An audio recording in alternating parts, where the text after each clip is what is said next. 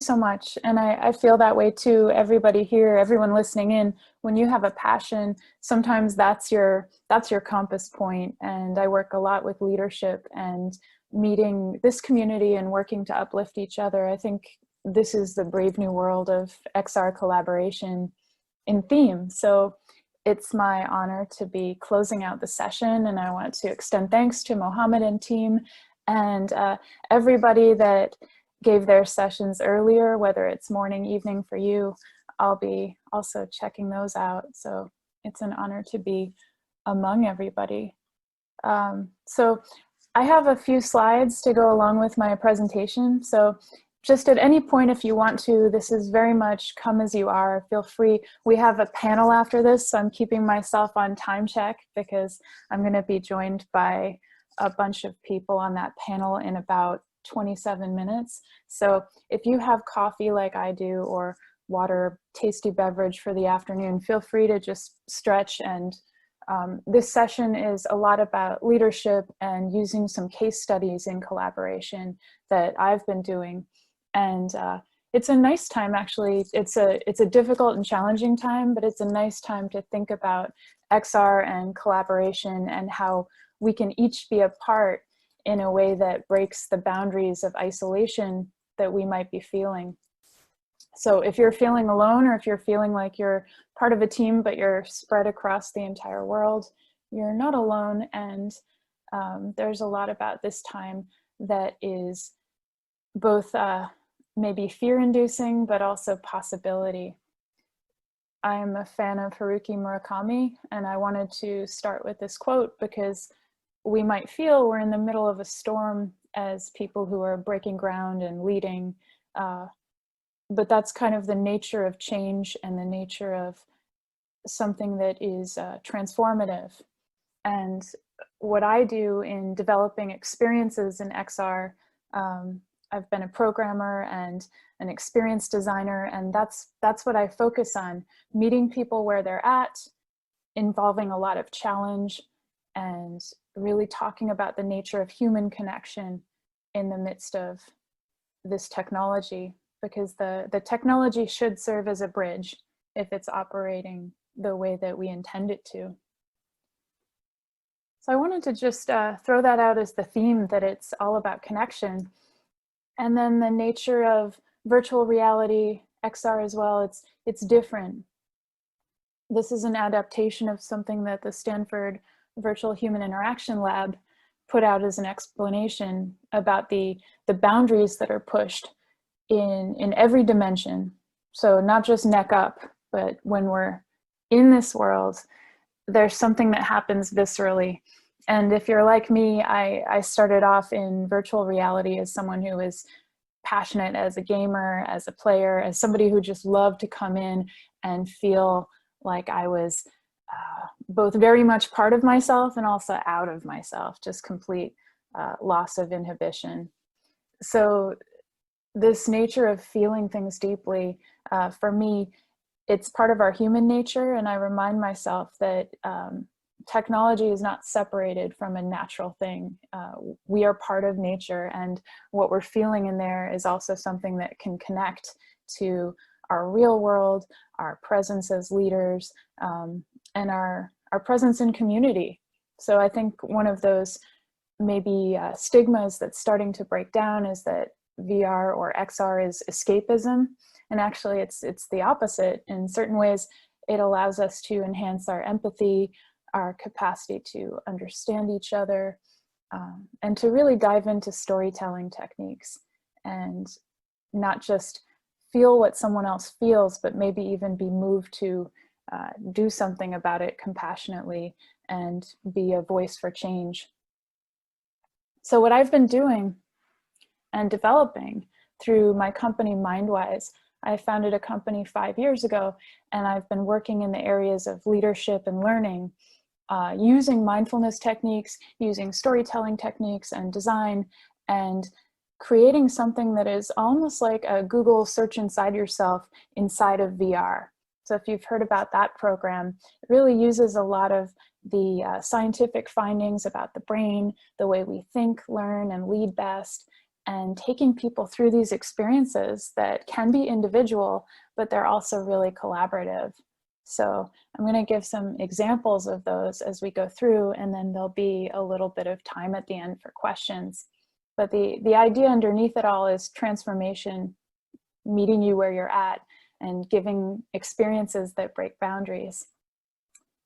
And I'm very conscious of the time right now. It's a time that is full of change, full of complexity.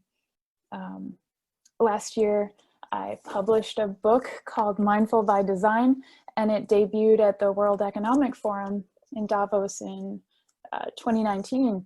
And when I was there, a lot of the business leaders were saying, well, this is a time for new metrics. How do we measure well-being? We have to measure it using a different standard, which requires maybe greater connection, definitely greater listening, and people in places where you would think it would be thriving are actually experiencing high amount of stress, high rates of depression. And so part of this nuance of how we use mindfulness and emotional intelligence is really acknowledging that there are a lot of pain points for people, especially people in high decision-making positions of being in leadership or in high positions in organizations. So how do we thrive in this world of complexity using some of the skills that would be the emotional intelligence skills? How to understand, how to apply those buzzwords of diversity and inclusion, how to be open and not fixed in your mindset and your standpoint, and really how to meet a moment that is so changing and complex that a lot of times having these skill sets in how to respond rather than react, and how to really harness a sense of balance in the midst of all this change. That's important.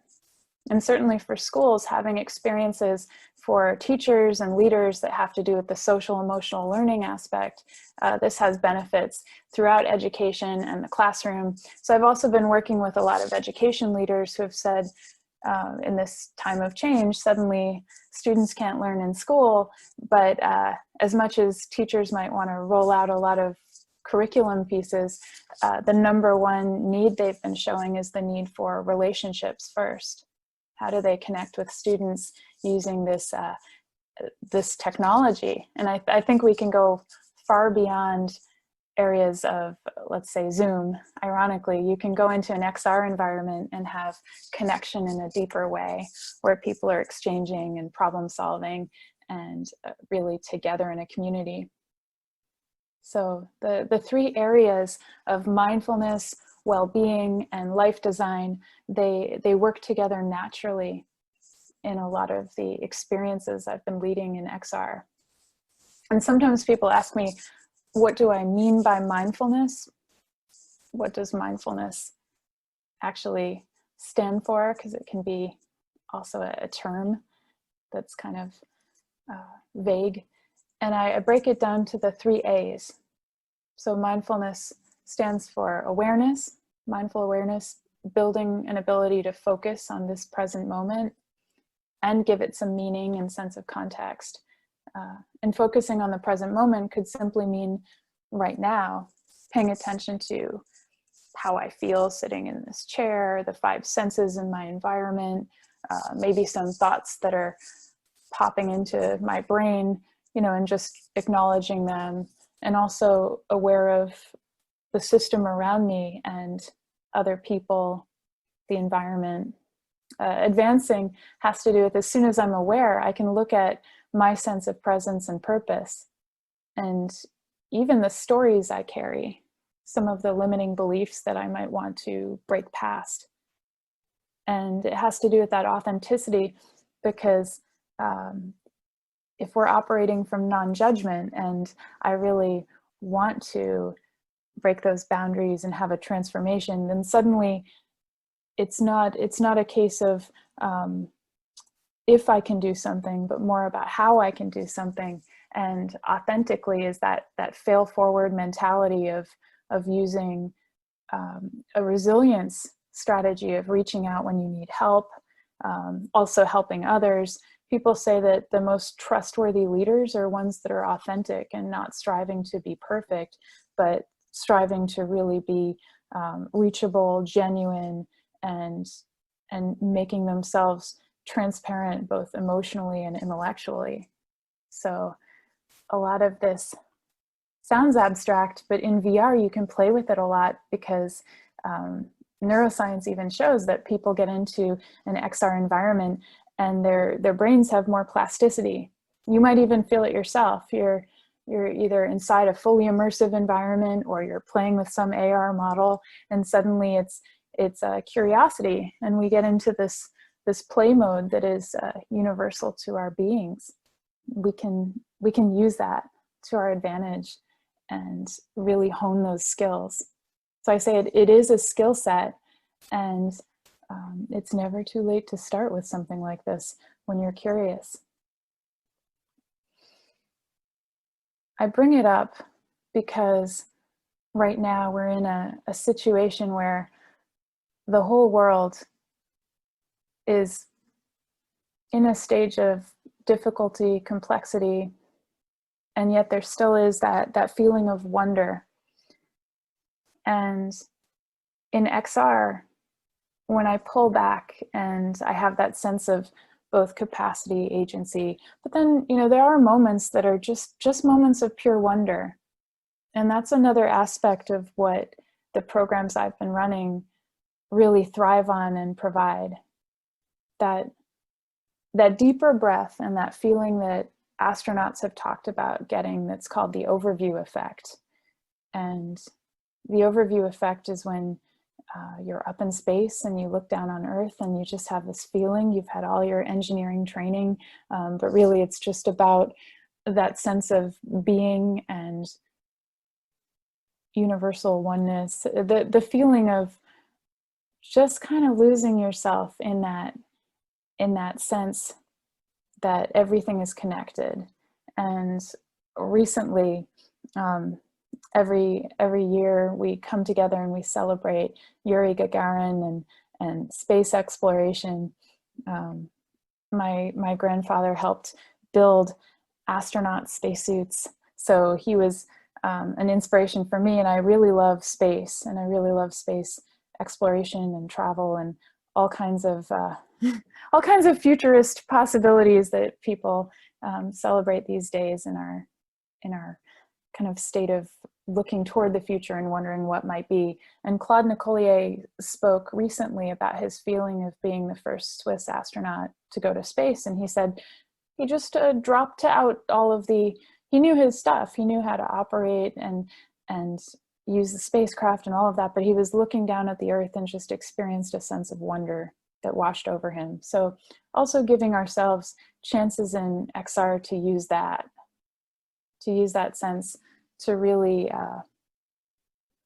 get back to ourselves and back to our deeper missions we might be feeling. So connection, fostering deeper voice, whether that's voice for storytelling, telling a compelling story as a leader, using all of those principles to help decision make. These are all aspects of some of the experiences that I've been developing and leading. And this has been over several years.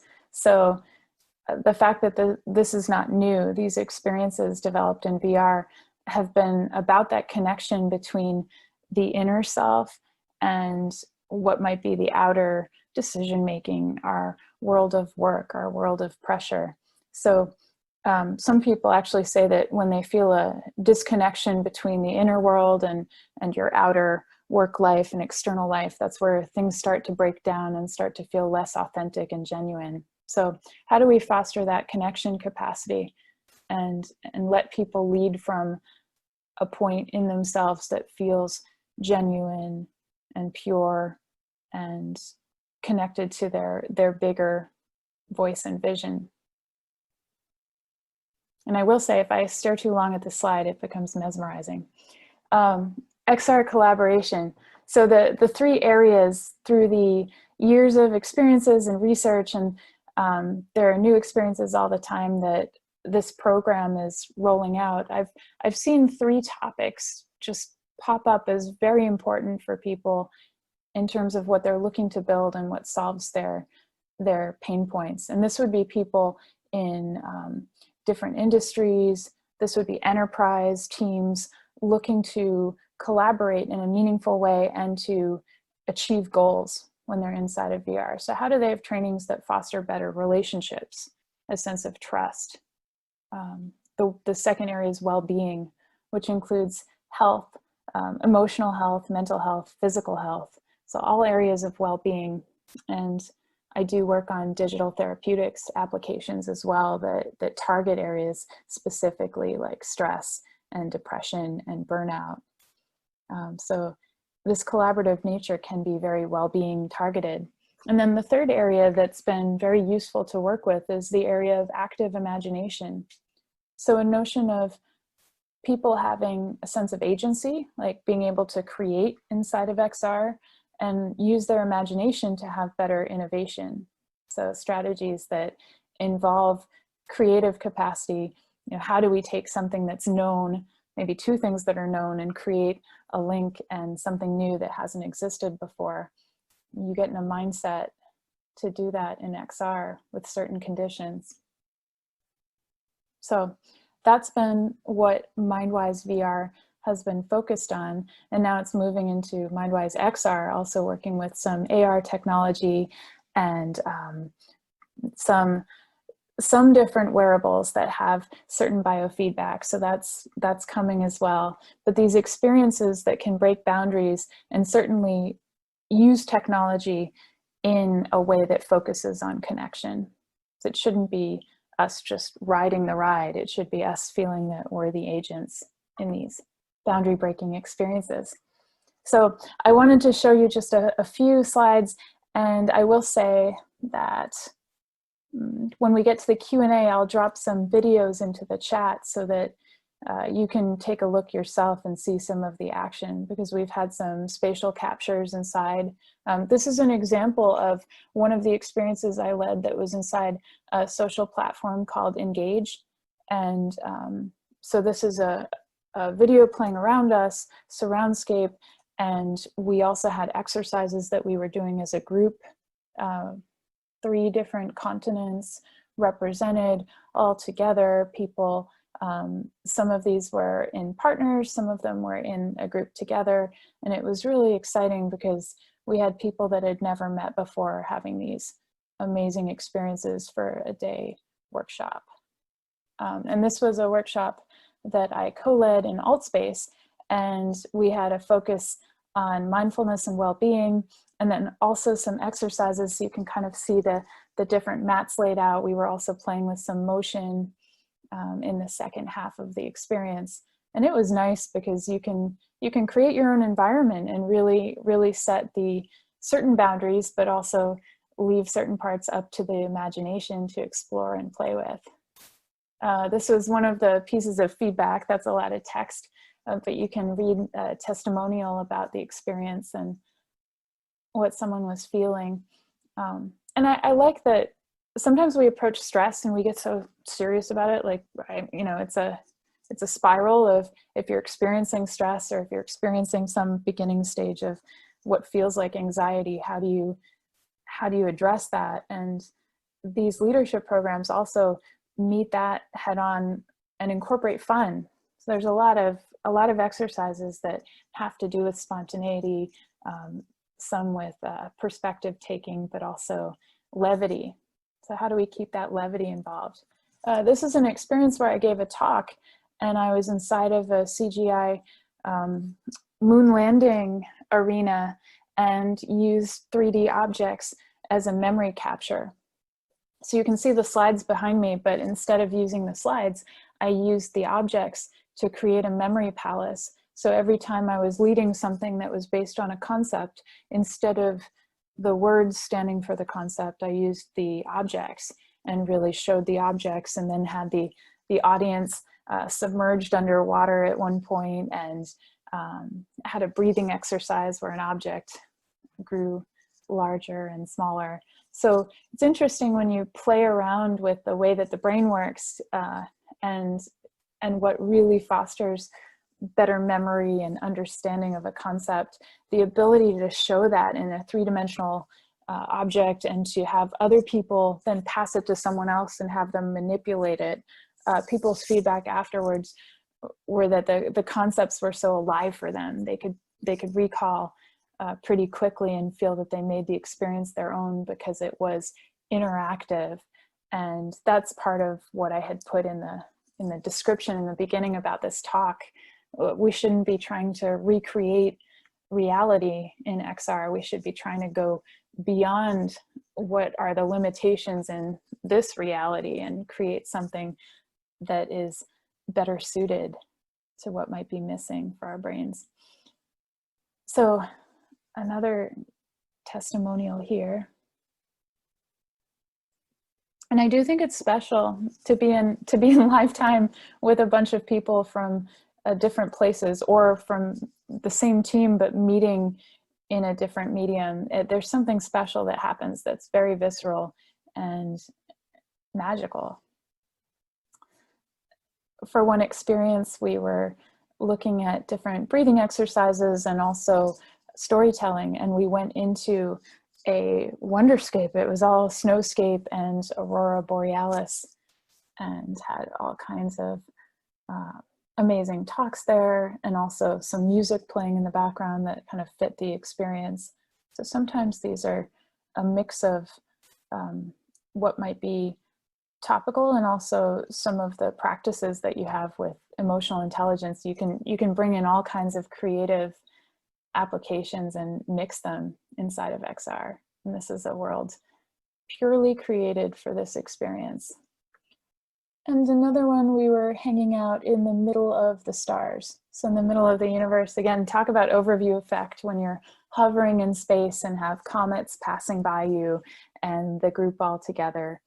I will say in the design strategy, you have to be careful in this environment that you don't have a comet shooting from behind and scaring people. So I have humor about that, but also a lot of care with the way that I cultivate the experience is usually building, and then a hero's journey where you go into worlds that are unknown and have some levels of challenge. And that's the key, to create a safe space to take risk. So a space where people are invited. And that notion of reaching others and being able to understand their perspectives. There's a great quote, "How can I reach you if I can't understand you?" So some experiences are just one-on-one, all different things that you can do inside of VR that allow you to reach closer and observe better. And in these environments, it feels like a breath of fresh air, especially in the times that we're in right now. So those are a few just tastes of the customized experiences and professional development that I've been doing inside of XR. And I have 2 experiences that are coming up, and you see the website at the bottom, my name, CaitlinKrause.com, and then VR/VR. And if you want to join those are open sessions. So some sessions are private and they would be with a specific team or individual, and some are open where people have been joining from around the world to have these experiences. You might wonder, do I need a headset? There are different, in the link you can see all of the capacities and what's supported for the experience. You can join on a desktop. As you might imagine, it's not as immersive, but it's possible. So you can be a 2D avatar that joins and tries these experiences for yourself. So I will pause now and take some questions. I'll also drop the links that I mentioned into the chat window. And again, just thank you for this time to share together from all over the world. I think 14 countries, people together. That motivated me to be a part of this. Yeah, it's